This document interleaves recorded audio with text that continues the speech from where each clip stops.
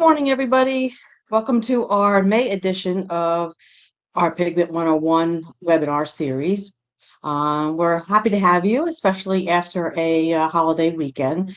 So we appreciate your time to stop by and take a listen. So today we will finish our color series for pigments and colorants, and we will finish it with the green, blue, and violet color space. And this webinar will be recorded, and all of the attendees today will get a link to the recording as well as the PDF of the presentation. So feel free to share that within your organization. And if you have any questions, go ahead and use the chat box, and I'll address all of those at the end of the presentation. If the chat box is not your thing, go ahead and just send me a quick note, and I'll respond accordingly. So with that, we'll go ahead and get started. I'm going to go off camera so I don't distract myself. So again, as I mentioned, we're going to finish off the color space series with the green, blue, and violet. So in terms of color space, what we take a look at with the greens is we typically describe them as either yellow shade or blue shade so that you can get a visual assessment of what that shade of green might be. There's not a whole lot of options in terms of physical colorants in the green space. So the green 7, the workhorse that we all know and love is pretty much in that mid-shade range. Although there are options to shift the color space a little bit more yellow or a little bit more blue. Iridescent micas are there as well. On the inorganic side is Pigment Green 50, and there are some solvent dyes as well. For example, Solvent Green 3, which is to the very blue shade side of the space. In blue, there's quite a number of options available, and when we talk about blue, we typically describe them as either being green shade or red shade. There are a number of options to choose from in terms of the blue space, and so there will be more options available for your formulations. The phthalocyanine blues are typically right there in the middle space of all of the options in the blue space. The alpha blues, the 15-1s and 15-2s, are typically to the red side, where the 15-3s and 15-4s, the betas, are typically to the green side.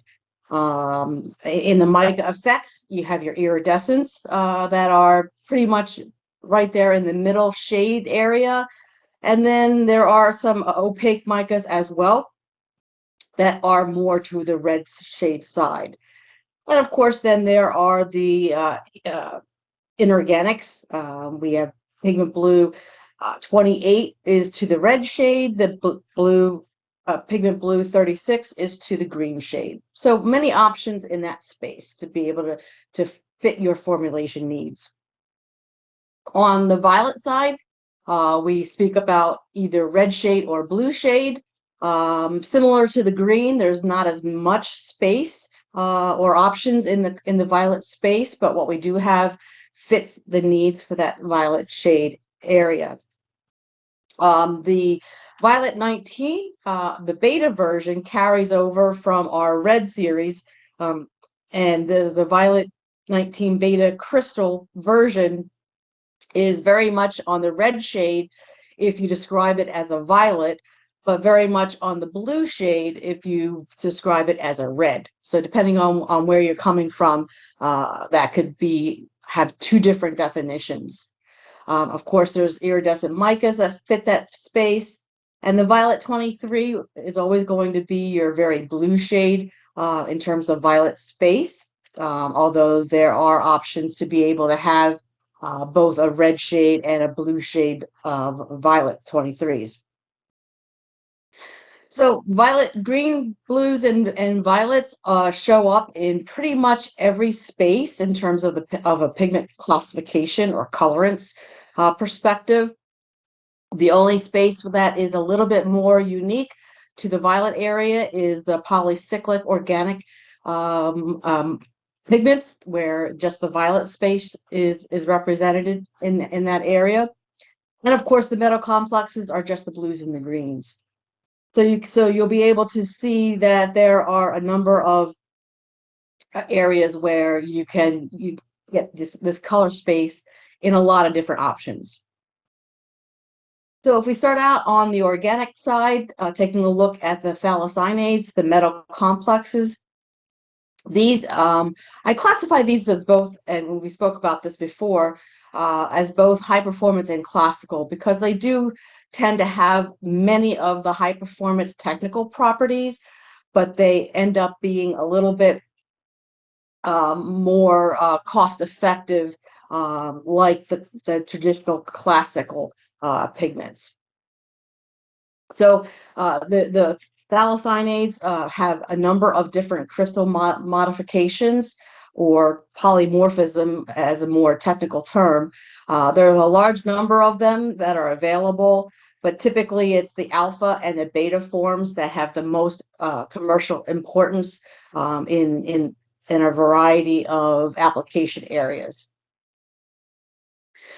Phthalocyanades all start with the same crude blue it's not pigment, it's a crude intermediate that's created by a reaction with phthalanhydride, urea, in the presence of the cuprous chloride, which then creates that very important copper phthalo crude. And all phthalocyanate pigments start from the same crude blue as a starting intermediate. That crude blue then creates the alphas, which are, of course, as I mentioned, are the 15 zeros, ones, and twos. The betas are the threes and fours. It also creates the greens, the green 7, and it also creates a number of additives that are typically used for synergists in here. So that crude blue that is used is a very important starting material for a variety of colorants and additives. A little bit, excuse me, a little bit of information on the types of phthalos that are available. They start from the very, very red shade with the 15 0 and 15 1s. They move through the green shade blue with the 15 3s and 15 4s being the greenest in the blue space.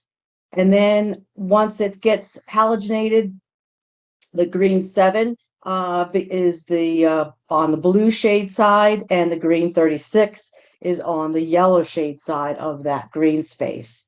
And again, all start with the crude blue in there. So a couple of slides on the important pieces of the manufacturing side for these various alpha blues. In this case, again, starting with that crude blue, the very important manufacturing step for alpha blues is the precipitation step, where that acid, the crude blue, is dissolved in sulfuric acid, and then that acid pasted slurry is then precipitated out to create the alpha blue particles. And then from there, it's a variety of finishing techniques to create the final pigment product. Just a visual of how this transforms during the process. That crude blue is your starting position. You can see how very large those crystals are. The second step for the alpha is that precipitation, and you can see a little bit of how fine those initial crystals are for the alpha particles. And then at the final stages, where these precipitated particles come together for that final pigmentation to create that final crystal structure.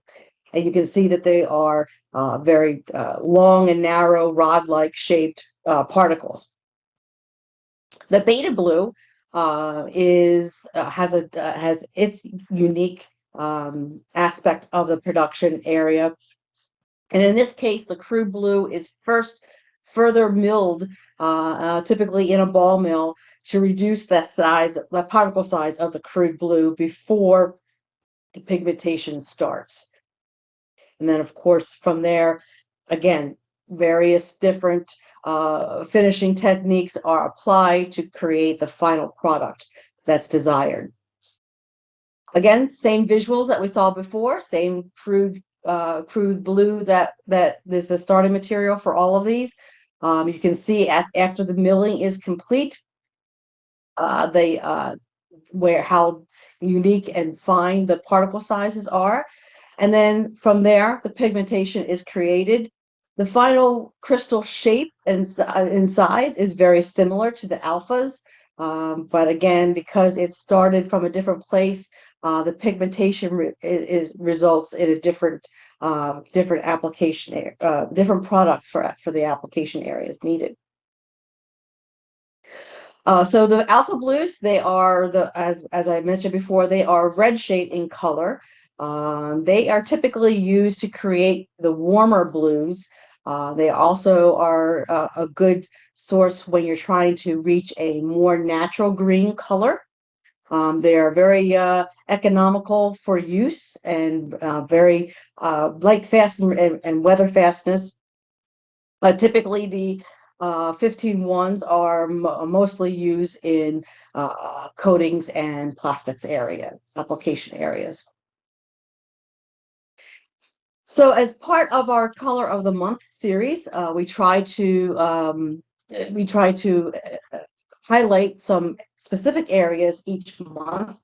And in August of 2021, we were highlighting the Pigment Blue 15-1, the Alpha Blue for plastics.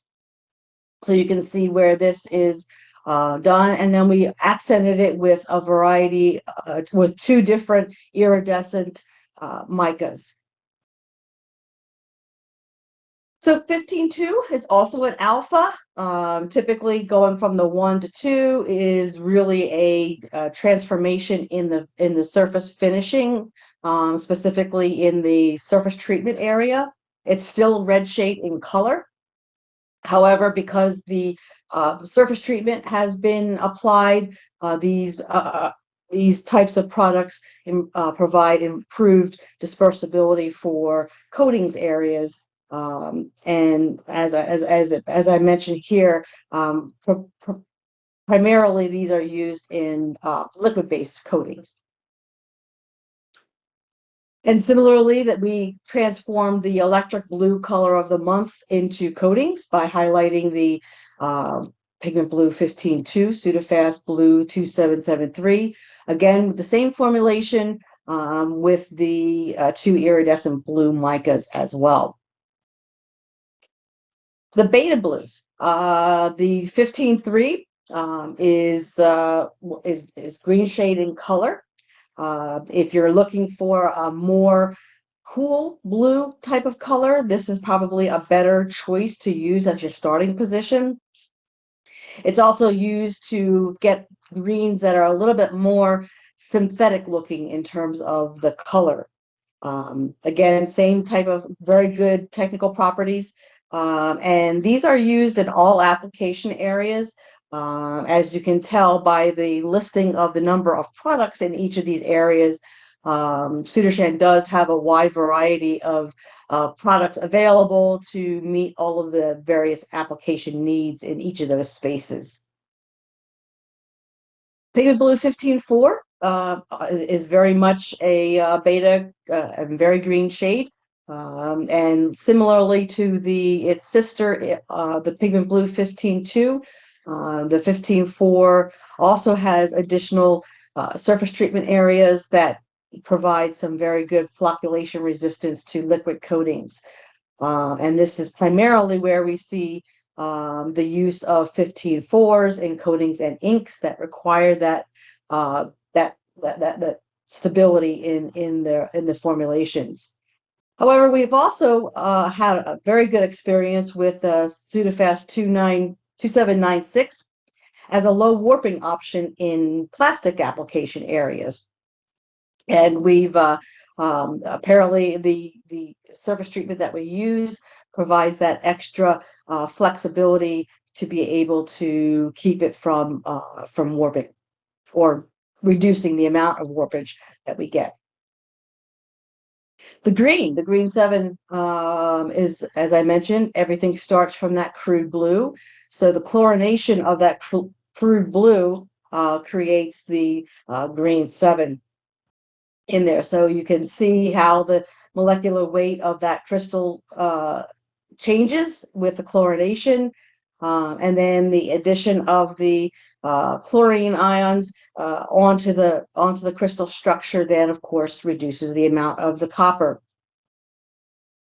So the important process for the green 7s, the phthalo greens, of course, is that chlorination, where that true blue is then chlorinated. And then once it's chlorinated, it is precipitated out, and the various filtration and surface treatments are applied to create the products desired. Again, it starts with the crude copper, phthalocyanate, in the green 7 type of operation. You can see where the important chlorination step happens with the green 7 in that center picture, and then finally the pigmentation step to create the final product. And in this case, the shape is still similar to the blue phthalos. However, the size, the dimension, the length of these crystals is shorter than the blues. And green 7 typically is to the blue side in terms of color. However, within the index itself, the shade can also be range from yellow to blue shade as well. Very transparent in nature, is applicable in all application areas, and you can see some of the products that Sudarshan offers in each of those areas. So in November of last year, we took a look at, we created Empire Green to highlight both a blue and a green space with the blue 15.4 and the green 7 in this particular case. The transparency of each of these color indexes provides a nice base for a deep color to be available to highlight the gold mica that we put into this formulation. So moving over to the polycyclic organic pigments, as I mentioned, only the violet space is represented in this particular area, with the violet 19 beta crystal and the violet 23. So we've seen this chart before in other presentations. It's really just to remind you of the value in use in these particular types of high performance pigments. In both cases, they have extremely high strength in these chemistries. So they are definitely provide that high value in use, because you don't need a whole lot of colorant to get to the space that you need to be with both of these chemistries. The violet 19 beta modification is towards that bluer shade side if you are talking about a red pigment, but on the reddish side if you're talking about a violet pigment.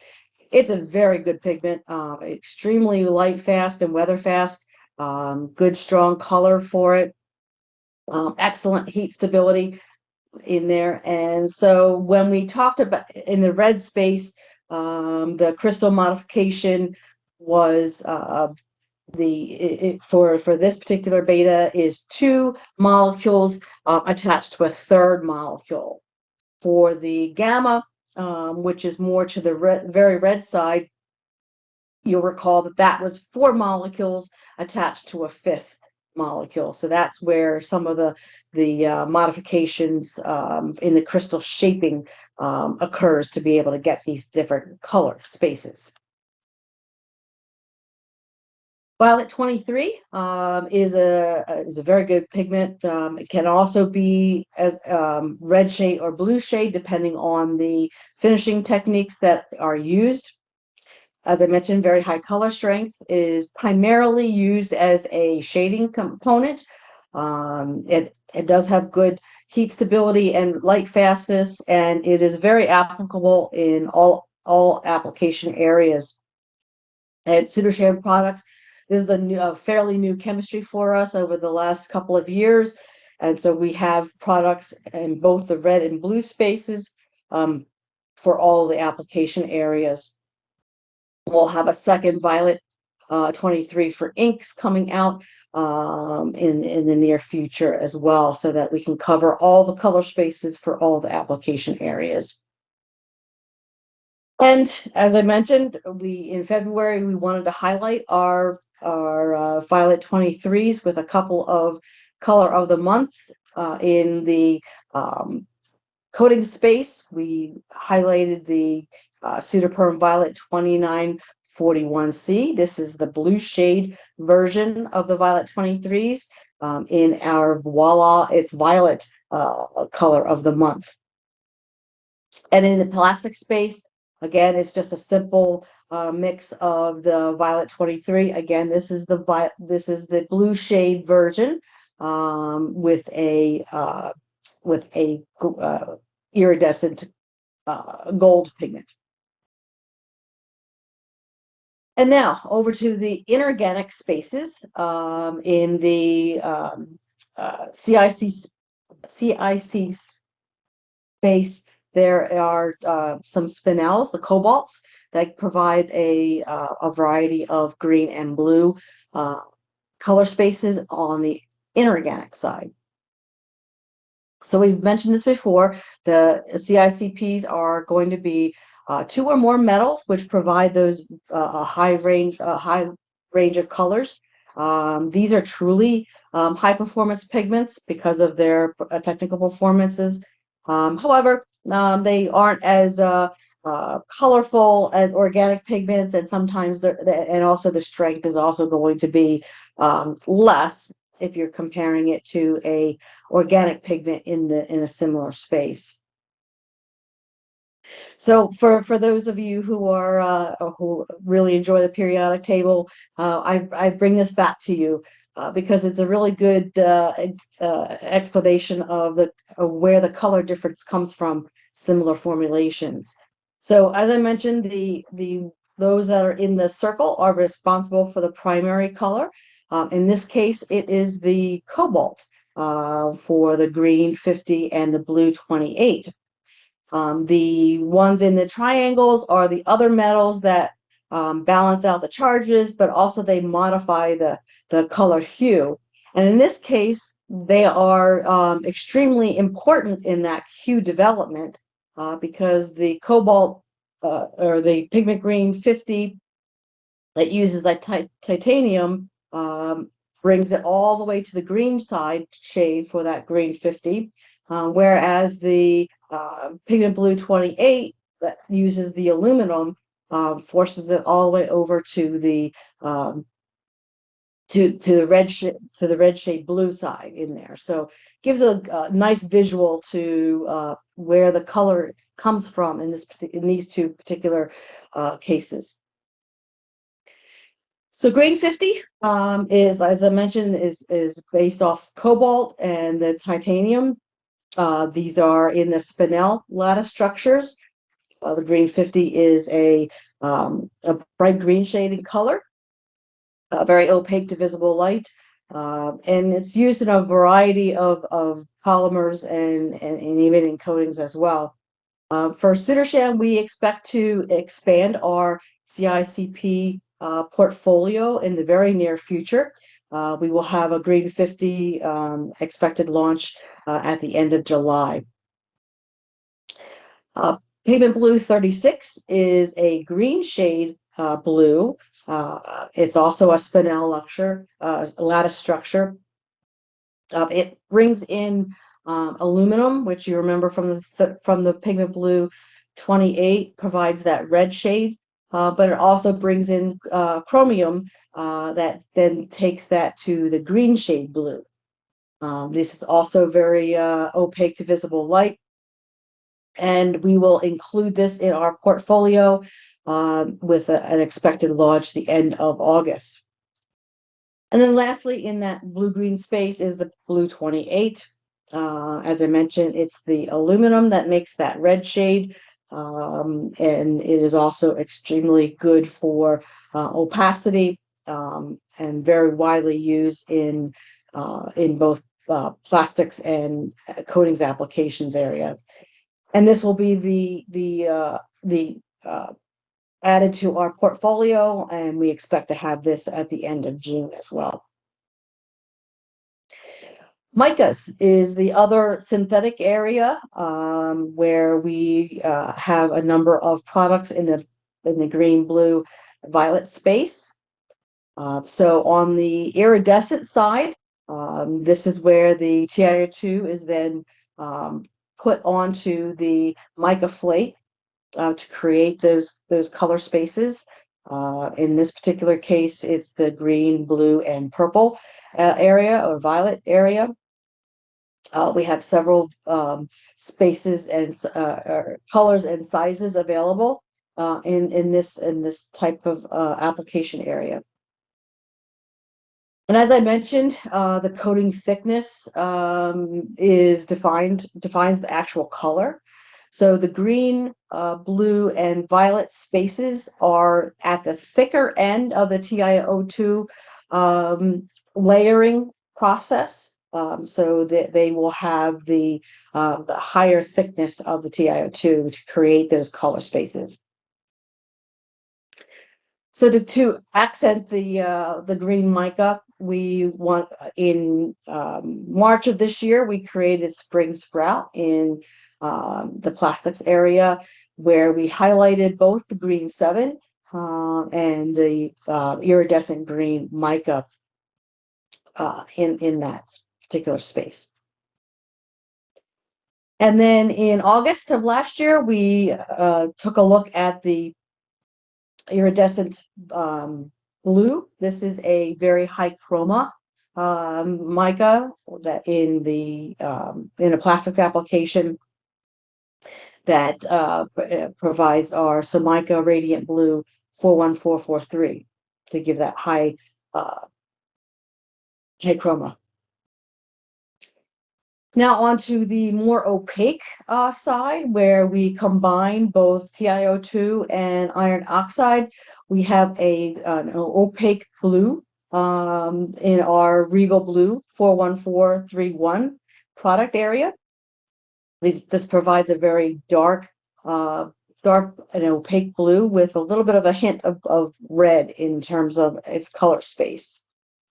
So in May of last year, we wanted to highlight the Regal Blue mica by creating various shades of blue jeans with combination with a silver mica to be able to create a variety of colors. And then lastly, the last space is of colorants is the solvent dyes. So all in all, Sudarshan will be expanding our solvent dye portfolio as well.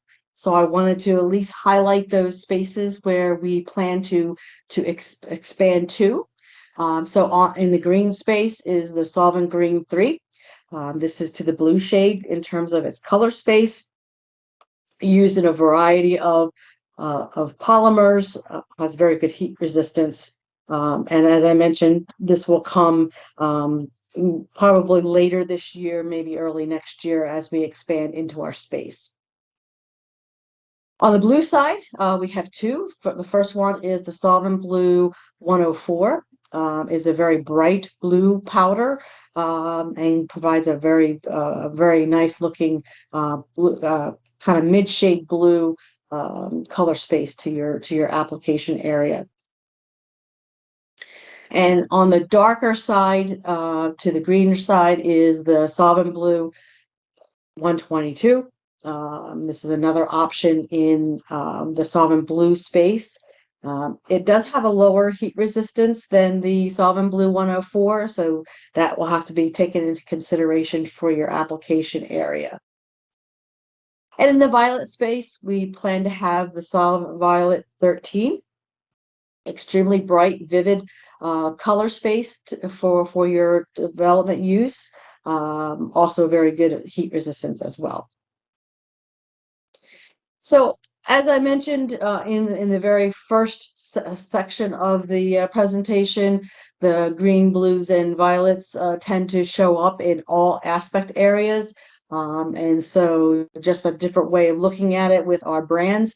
The Sudarshan brand has the Violet 23 and the Violet 19s. The mica, of course, is all of our mica effect pigments. The Sudafast contains our the phthalo blues and greens.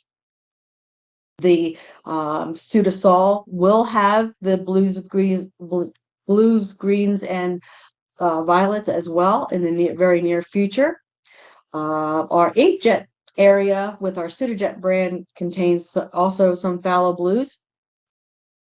And then in the Sudatherm brand, which contains our CICPs, we will very shortly have our blue and green cobalt products in the very near future, in the coming months.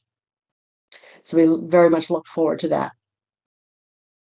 You can find out more about our pigments via the website. A couple of ways of doing that is taking a look at the Pigments tab and then going to your application area. It's also where you can download our most recent brochures, as well as you can also download TDSs as well for each of the products. Or if you're not quite sure what you're looking for, you can see all of our pigment products in each color space by putting in your color index into that search finder, and you can see all the products that we have available in that chemistry space. So our team is here to help. So if you have any questions along the way, feel free to reach out to us, and we can get you whatever information or samples that you need. And then next up, we are going to take a deeper dive into the comparison of high performance and classical pigments as a whole in our next webinar that'll be held in June. So take a look for that one. It'll always be the last Tuesday of the month. So you'll receive that invitation ahead of time. In the future series, we are still working on the lineup, and so take a look at our calendar there, and we will get back to you to figure out once we determine what that finals that next series will be as we work on it. So we just wanted to really thank you for giving us your time today for the webinar. We hope that it does bring you some more information than you had yesterday. I like to say that we like to learn something new every day. So I hope a part of this helps you learn something new for today. And with that, I'd like to open it up to any questions that you might have.